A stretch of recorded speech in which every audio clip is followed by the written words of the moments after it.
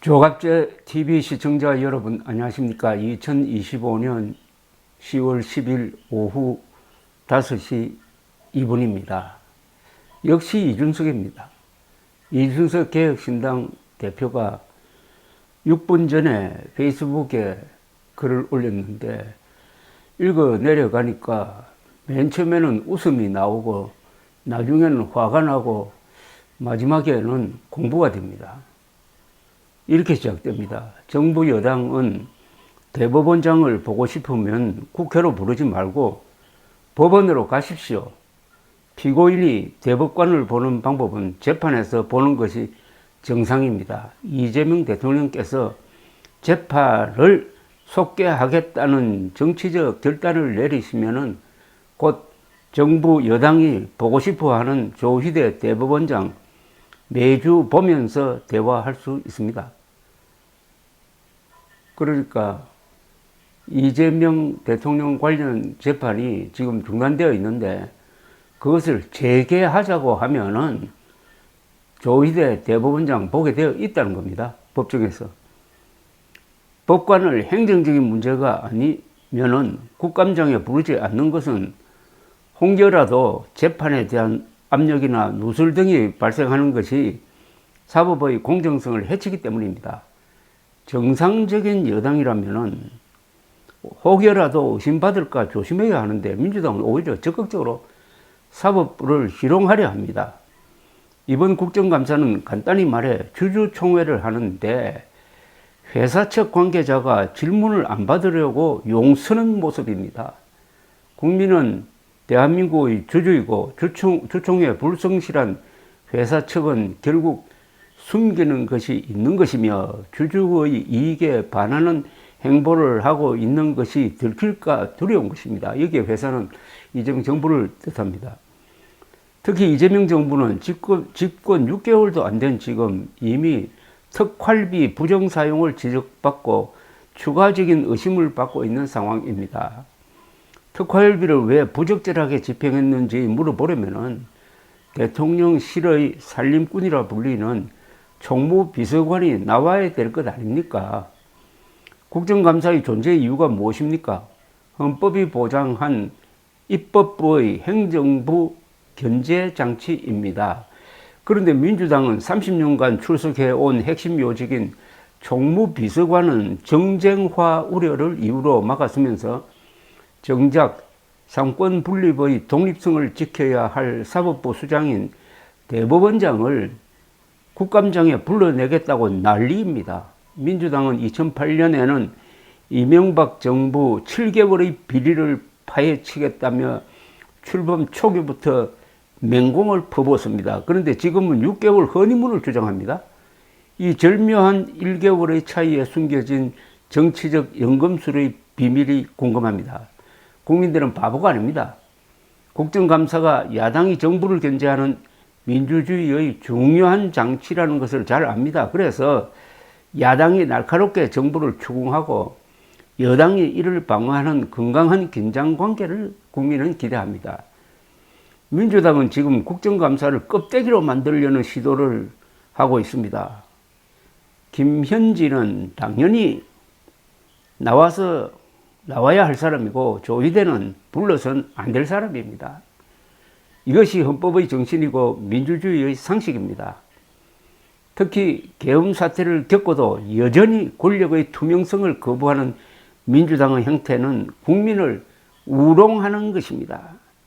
계엄의 교훈은 권력은 투명해야 하고 견제받아야 한다는 것 아니었습니까? 그런데 집권하자마자 30년 관례를 깨면서까지 핵심 인사를 숨기는 것은 결국 우리도 숨길 것이 있다는 자백이나 다름없습니다. 잘 쓴 글입니다. 이런 글은 한 번 더 읽어야 됩니다. 감사합니다.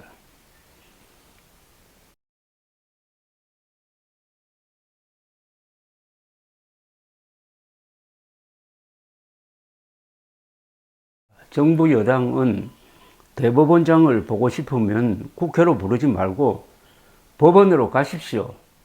피고인이 대법관을 보는 방법은 재판에서 보는 것이 정상입니다. 이재명 대통령께서 재판을 속개하겠다는 정치적 결단을 내리시면은 곧 정부 여당이 보고 싶어하는 조희대 대법원장 매주 보면서 대화할 수 있습니다. 그러니까 이재명 대통령 관련 재판이 지금 중단되어 있는데 그것을 재개하자고 하면은 조희대 대법원장 보게 되어 있다는 겁니다. 법정에서.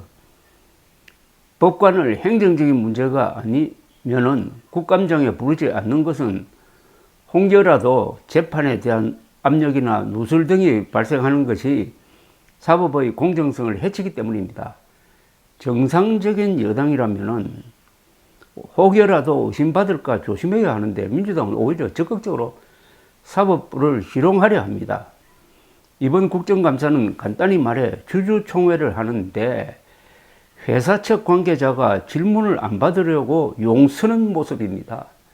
국민은 대한민국의 주주이고 주총회 불성실한 회사 측은 결국 숨기는 것이 있는 것이며 주주의 이익에 반하는 행보를 하고 있는 것이 들킬까 두려운 것입니다. 여기에 회사는 이재명 정부를 뜻합니다. 특히 이재명 정부는 집권 6개월도 안 된 지금 이미 특활비 부정사용을 지적받고 추가적인 의심을 받고 있는 상황입니다.